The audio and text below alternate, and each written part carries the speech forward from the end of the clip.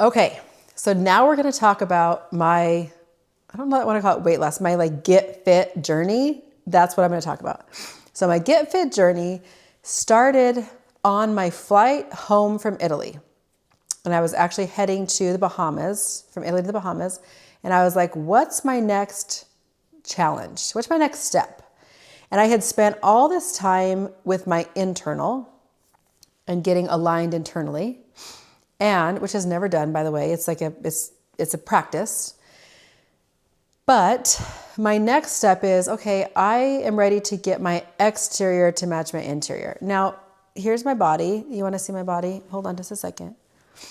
I'll share just a minute. Let me move my beautiful chair, my beautiful blue chair. Here's my body. Okay, here's the body. My cute pants, by the way, and my cute shirt that I got when I was in, these are actually Banana Republic. I got them before I went, but they're linen. This is my cute shirt I got in Italy. It's not bad. It's a pretty dang good body, right? It served me very well. And I'm pretty dang cute. Like, yeah, it's good. It's good. It's great. And I want it to be excellent.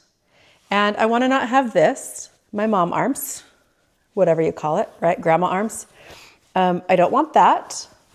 And I want to be my most fit self I've ever been. That's really what it is. Like, this is good, and I want it to be excellent. Now, there's nothing wrong with that, number one. And is it a challenge? Yes. Now, I'm going to tell you, though, I very quickly had found the busy mom method, and she's amazing. I'd met her on a plane a couple years ago, and she is local here, but she's like a national, she coaches national and probably international. I don't know what her clientele is, but I just know I met her. I believe she used to be on The Biggest Loser as a trainer. She has an amazing body, amazing fit body. Love it. Her butt's amazing.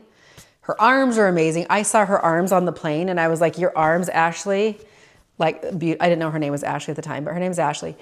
Her arms are beautiful. They're so beautiful. I was like, I want some fit arms. I used to remember too, we would watch my kids, my daughter would play competitive basketball or even high school basketball. And there was this one referee, it was a woman, and she would like point, right? She'd do the like whatever with the arms when she'd make calls. And I was like, oh my gosh, her arms are beautiful. I loved a tone arm. Okay. So I'm like, that's my next level. That's what I want to do. Well, so I signed up, $3,500, 90 days. And I was like, okay, game on. Here we go. I can do this. I've done it before, but not abs worthy. And I'm like, okay, let's get like really close to abs. I don't know that I need to have like washboard abs kind of thing. I'm not like down with that, I don't think, but I want definition and I want a defined back and I want defined arms and I want a butt that's lifted. I don't want surgeries. I just want muscle. I want some muscle. Okay. Here's what happened. I signed up for that on a Saturday, Friday or Saturday. I was home, flew home Saturday night from the Bahamas. Monday starts day one, okay? And right out of the gate, guess what happened? My brain hijacked the whole situation. So they have a very easy plan, okay? The Busy Mom Method has a very easy plan. Your workouts aren't too long, but they're great, completely doable. I work out that much anyway, just not strategically with the weights working out. And then the food, they like told me what my balance was for my food and I just need to log it in my MyFitnessPal. Like I've done this before, okay? But my brain hijacked the entire situation. And I like was crashing and burning in just a few days. And then I had my surgery and then that didn't help. So it's like, here I am feeling like a total loser is not the right word, but I was failing. And I was failing in the week one. And by the way, I also signed up for the Running Man with Jesse Itzler, which is a whole sauna and cold plunge and bunch of people and you stay intense. And it's like, I guess it's like Burning Man, but for runners, but also not hippie-ish. I don't know. Anyway, It's amazing. Motivational speakers, all this stuff.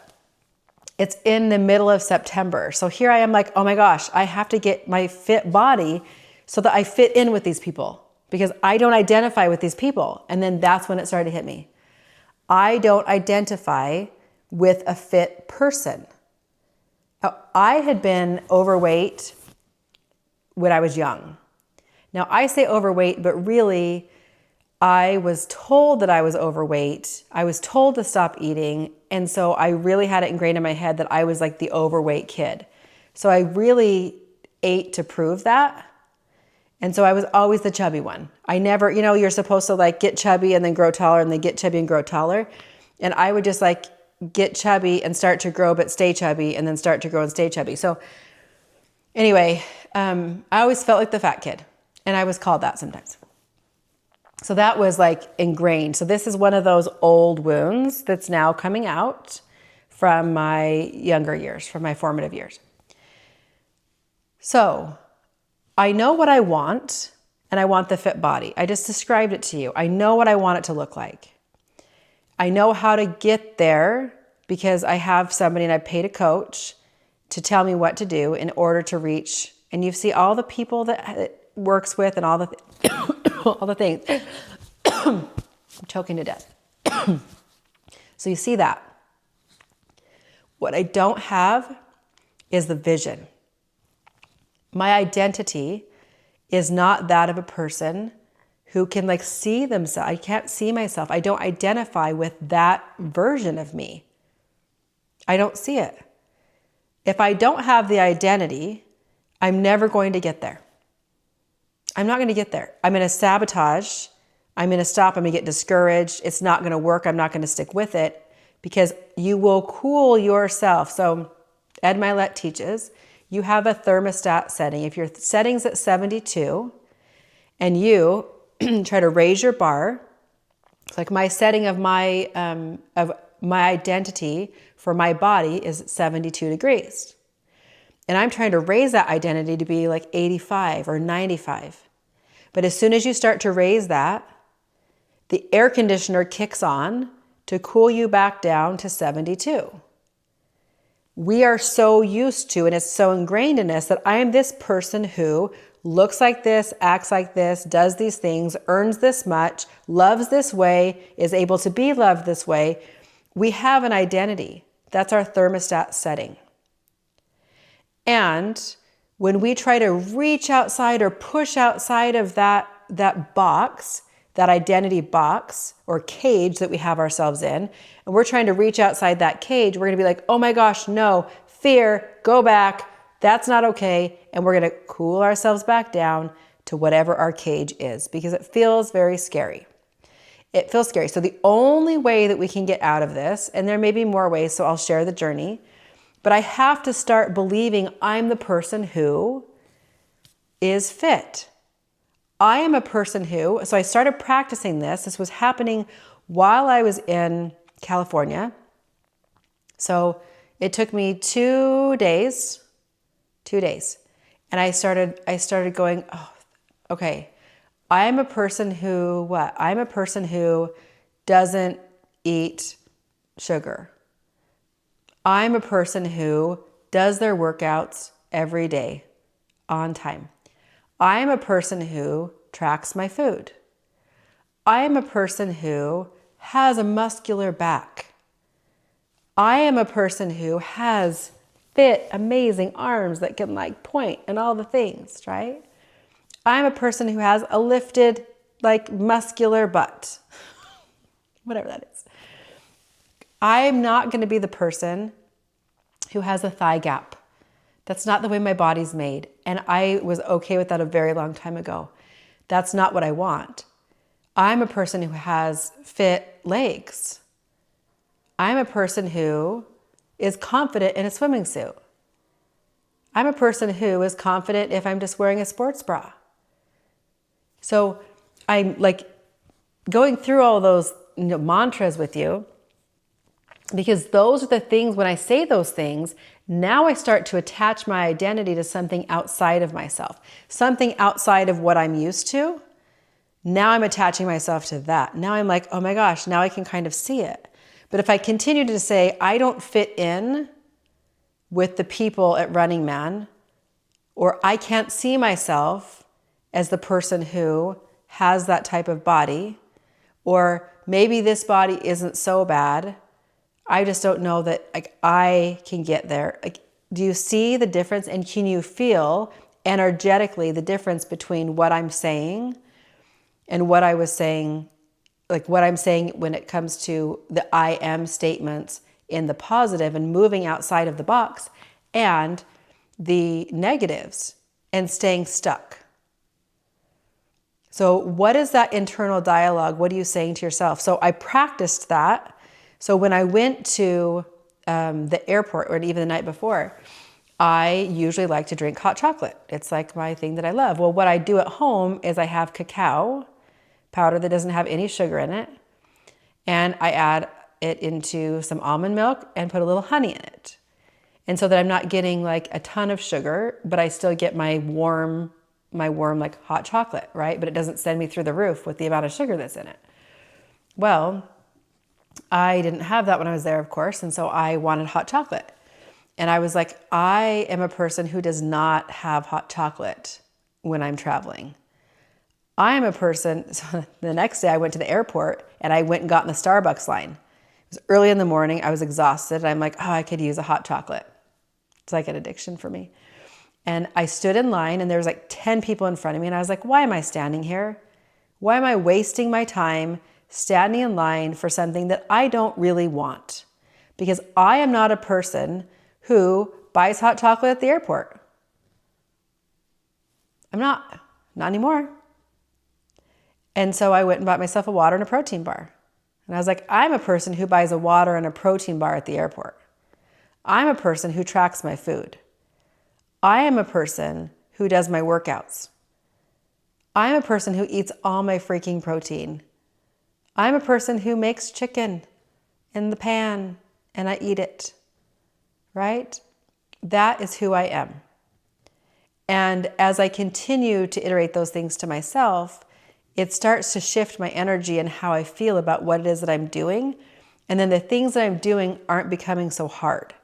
So instead of lamenting having to track my food, instead of lamenting not getting to like maybe eat something that I really want to eat, which I could if I wanted, but I want to have the most fit body I've ever had in my entire life.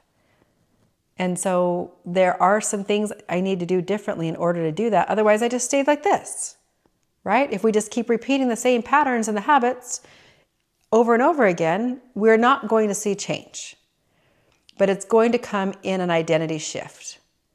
So a really great book that I picked up to start reading is Identity Shift by Anthony Trucks. And right on time, while I was at my conference, Anthony Trucks ended up coming and speaking at the conference. Amazing. By the way, Anthony's always amazing. I'll show you his book. Here's the book, Identity Shift, Upgrade How You Operate to Elevate Your Life. So I had this on my bookshelf. When I came home from conference, I'm like, yep, this is it. This is my next read. I buy books based on like when, good books, but I don't read them when I buy them. I gather them as a library so that when I need the resource, I can go get the resource. That's how I use books. And sometimes I might not make it through the whole book. I'm going to get what I need. And then I'm going to be like, oh, okay, that was like I got where I needed. And sometimes I don't even finish the books. Anyway, so this is what I'm going to do next. I should have, if I would have known Anthony just spoke, he could have signed my book. Anyway, so this is what I'm going to start reading because this is what I need to feed. That actually brings me to another good point. We have got to, I have to start to operate in a way that I am feeding myself information that supports my new identity. So now, instead of just regular personal development, business development podcasts and trainings that I like to listen to, now it's like, okay, I need to listen to some podcasts and trainings and read books and listen to things that are going to be up-leveling, feeding me information that's helping me to up-level my identity and be able to shift that. It's the support. You're feeding yourself. It's support that you're feeding yourself. So if you want to become different, do different, you start to learn from the people that are doing what you want to do. The other interesting thing is it's following people who are more fit. Following people who I admire, but in my crazy identity in my head, because I didn't identify with those people, I look at those really fit people and I'm like, I don't want to follow you because it makes me feel like I'm less than. Now that's a wound for me. That's something that I needed to work on for me, or need to work on for me, is feeling uncomfortable in spaces with people that are really fit. Because I don't identify with them, therefore I feel out of place. That's a me thing. It's not them, right? And so it's putting myself in uncomfortable places with uncomfortable situations, people, even just watching people on social, or like going to the Running Man. You know, in 2 months, it's going to be 2 months, so 60 days. I'm not exactly sure how fit I can get in 60 days. I don't know. I may still have more. I have like 20 pounds to lose and muscle to build. And it's still at that point, I would have some more to be like really defined, but that's like phase 1, I would call it. Where I've been there before and I feel absolutely like, I was like, oh yeah, this was like sports bra worthy. So that's my plan. I may be able to hit that by then, but that might be pushing 20 pounds by then. I don't know. But I'm going to just do it every single day. And when I get there, there's going to be some ripped people who look amazing. And I'm going to have some challenges, I'm sure, with being uncomfortable in that environment. But I'm doing it on purpose. I'm putting myself in uncomfortable situations on purpose because it helps me grow. It shows me where I'm weak and it helps me to grow. So I originally, when I booked the Running Man, you can get your own tent for glamping. They give you a mattress and a blanket and all the things already inside this tent. And which is what I chose at first. Or you can share. You can get a single and you can share with other people. So I actually went and changed my ticket. So now my ticket is I'm with 3 other people in this tent. I don't know these people, but I thought, you know what? If I'm going to go, I'm not going to go seclude myself in my own tent. There's only one way to make friends, and it's to get to know people and to put myself in a situation that provides opportunity for me to get to know other people. Will it be uncomfortable? Probably. And I will share the journey with you. However, it's going to be amazing because it's growth opportunity. And you can either stay where you are or you can choose to grow. You can choose opportunities, situations, circumstances that help you to grow. Or you can wait until life smacks you in the face and makes you grow. So what do you choose? I choose self-chosen challenges so that I can grow. And when I'm like, okay, it's time for some more growth, I will tell you it feels amazing. Amazing. And sometimes it feels hard. And sometimes I cry. And it feels amazing. So that is where I'm at. So working on my identity and selling my house and being open to possibility and trusting myself and trusting God and getting ready for my Jack in the Box to be like, surprise, here's what's next. So stay tuned along the journey and I will keep you posted on my way to you.